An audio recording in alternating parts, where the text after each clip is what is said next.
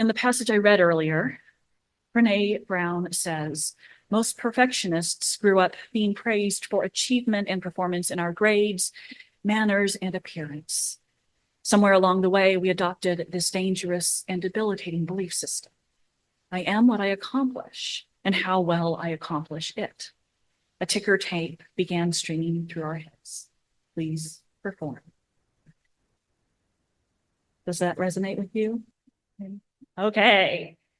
All right. If you did, you can raise your hand. Some of us have, or not. It's okay to keep that in your heart. But I will tell you it certainly resonates for me.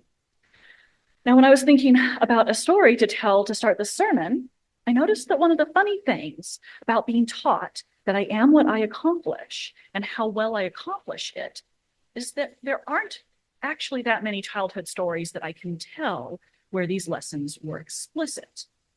Rather, there were so many little things that I was taught by my family, my school, and my community. There was the praise I received for artistic creations and the milk carton town models I made, along with very precise suggestions for improving them and how to come back better next time. There was the approval I received for the good grades and the tests where I surpassed grade level standards. There was the disappointment I heard when I got a B or when I received an S for satisfactory. We don't want to be satisfactory, we want to be excellent. There was the disapproval I heard about and felt for my tomboy appearance, and the approval I heard about other little girls' dresses and that I received when I wore a dress. And I remember squabblings with siblings and classmates that sounded a lot like the birds at the beginning of our story earlier. Why do you flap your wings so fast? Or a human equivalent. Your feathers are too red. With that technique, you'll never be able to catch a worm. I'm a better bird than you. Now, of course, these were equivalents in kid language, but I'm guessing that you all have heard things like that in your own lives. And none of these were really big teachings. They're small messages given over and over and over again. And they're often given through praise and approval and affection. And they grow primarily given as rewards for doing things the right way. A lot of us had childhood experiences with similar cumulative impacts. A friend who I was talking about this sermon with shared how he thinks his parents were a little bit worried about him and all the papers he wasted trying to get his writing perfect on school papers. Another friend who's autistic recounted the constant feedback he received about his handwriting and the shame he felt about never being able to make his writing perfect, no matter how hard he tried. There's so many little messages. We received a message loud and clear. As Brene Brown says, please perform perfect. And we internalized that message, trying our best to be perfect and judging ourselves harshly when we weren't, which of course was often. Because who really can measure up to the standard of perfectionism, especially when it's set by the world around us, by others? Especially when the expectations we're trying to meet are combinations of all the things we see many different people doing well. Trying to embody the sense of humor of Anne, the assertiveness of Ben, the calm and quiet of Chelsea, the intelligence of Dana, the athleticism of Ernie, the community-mindedness of Frankie, the perfect appearance of Gail, the artistic abilities of Helen, etc.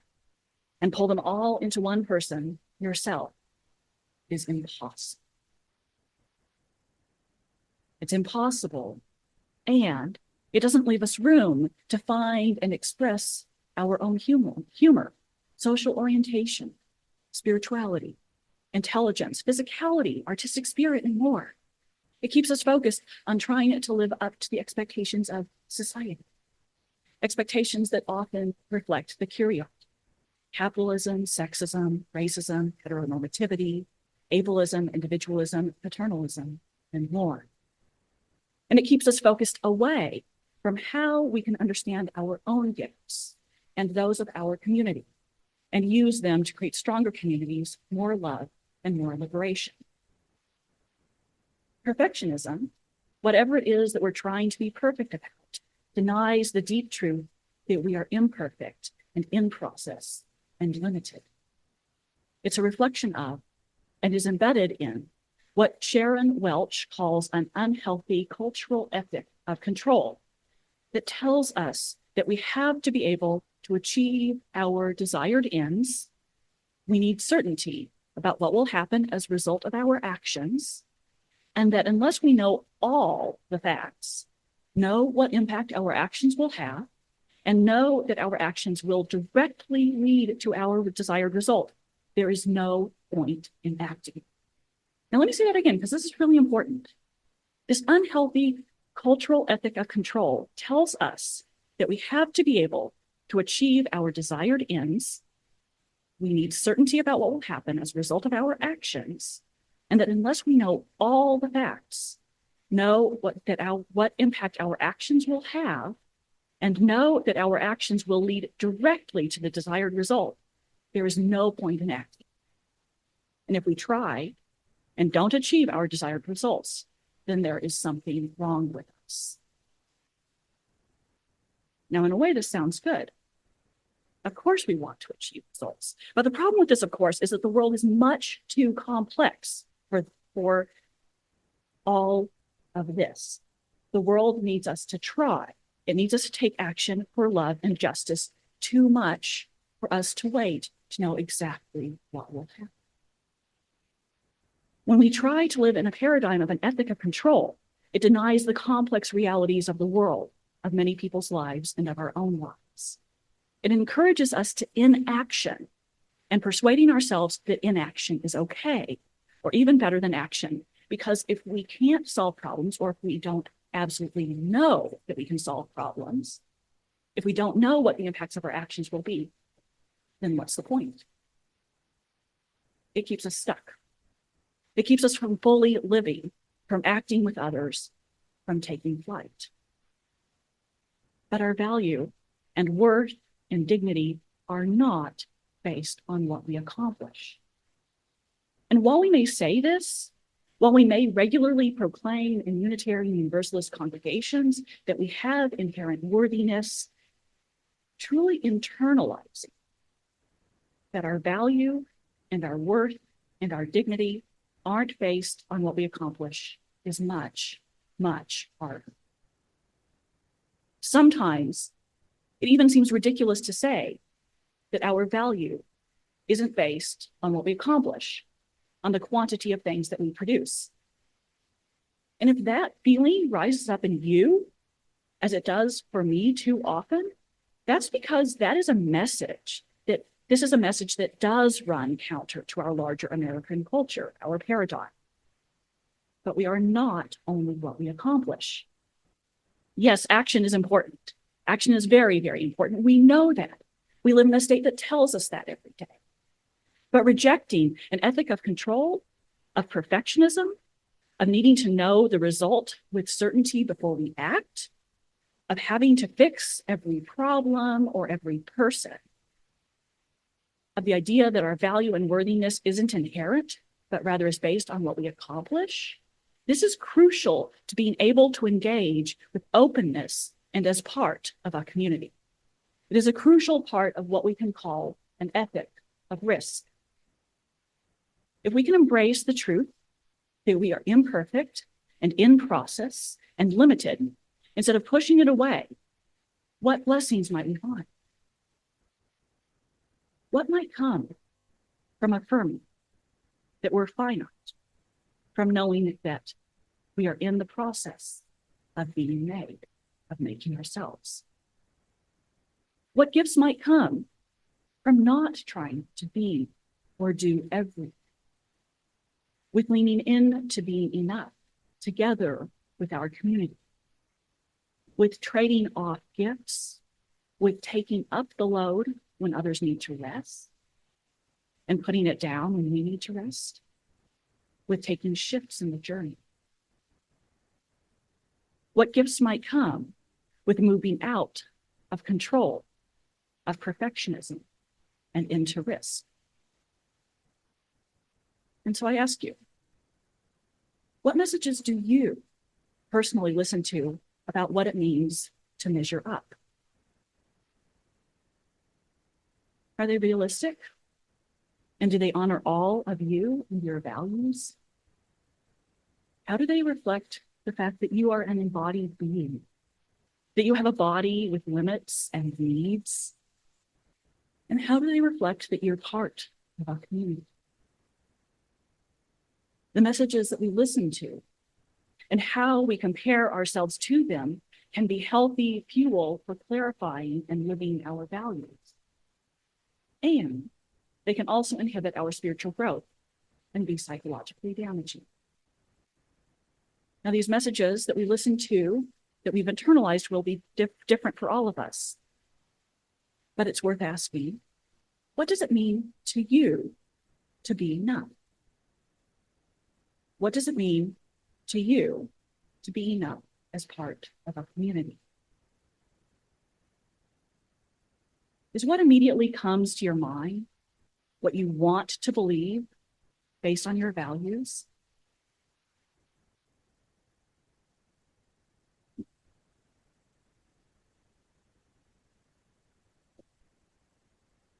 Today I'm going to invite all of us into an activity to help us reflect on and share what it means to each of us to be enough.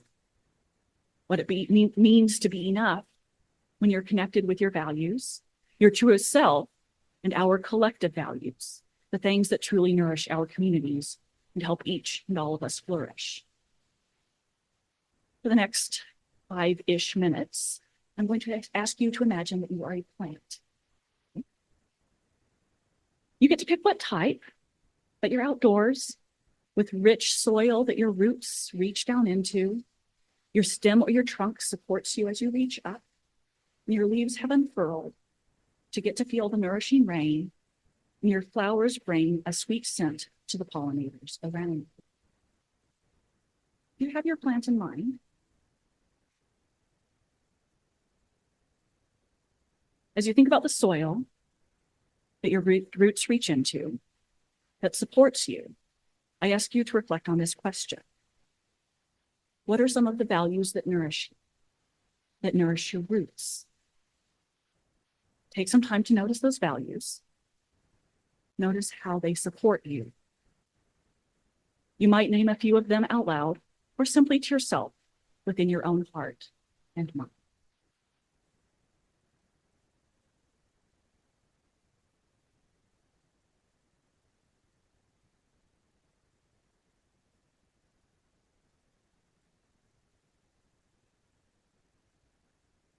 I invite you to move up from your roots and notice your trunk or stem.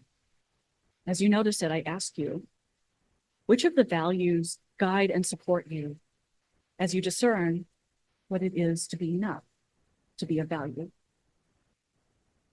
These might be our Unitarian Universalist values, things like love, justice, equity, transformation, interdependence, pluralism, or generosity. Or they might be some other personal values. Do some of the messages or values that you're noticing surprise you? Are some of them things that aren't consistent with your overall values? Are there things that aren't feeding your health?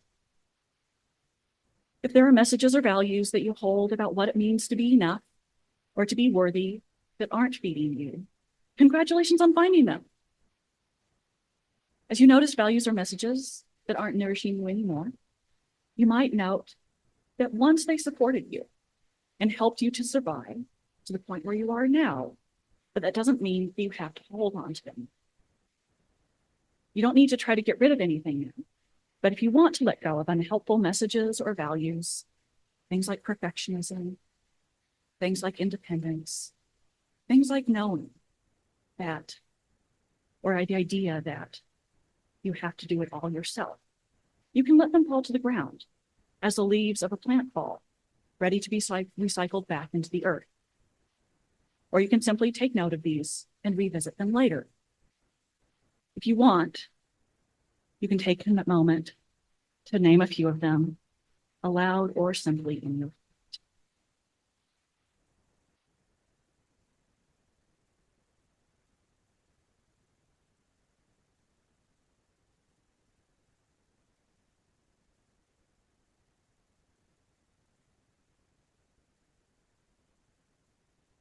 now that you've had a moment to notice some of those unhelpful messages, the things that you're in the process of shedding, let's take a moment to shake it out if you need to.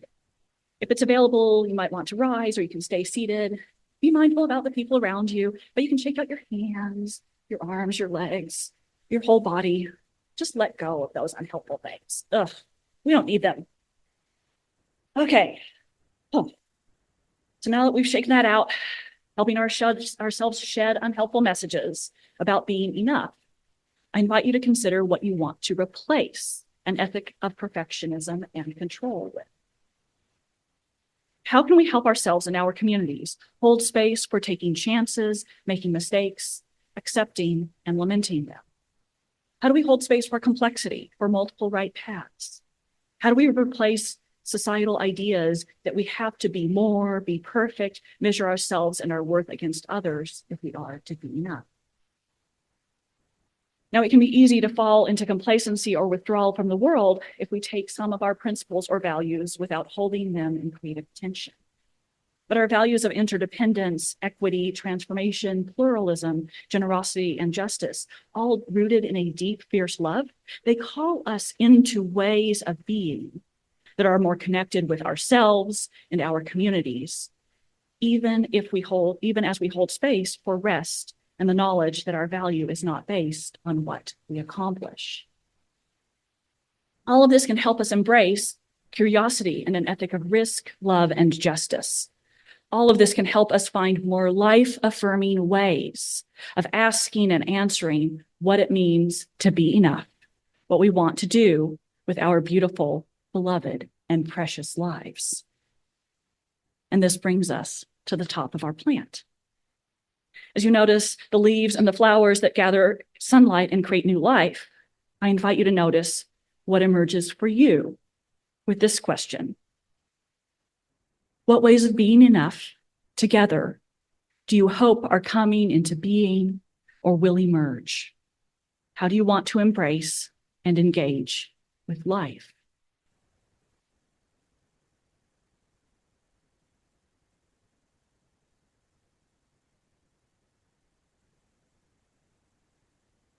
The answers that are coming to you might be large and grand or small and intimate. They might be about the world or they might be about your own life. There aren't any right or wrong answers here. These are hopes and ways of being that are coming to you as you reflect on what it could mean for you to release an ethic of control a little more and engage a little more with an ethic of risk. As you notice the things that you hope will come into your own being, I hope you'll name a few of them to yourself within your own heart and mind. And I hope that you'll share the things that you've noticed today with one another. Because all of us need all of us to make it. May all of us find more life-affirming, more loving, and more just ways to be in the world, to be with one another, to be enough together. So may it be. Blessed be. Amen.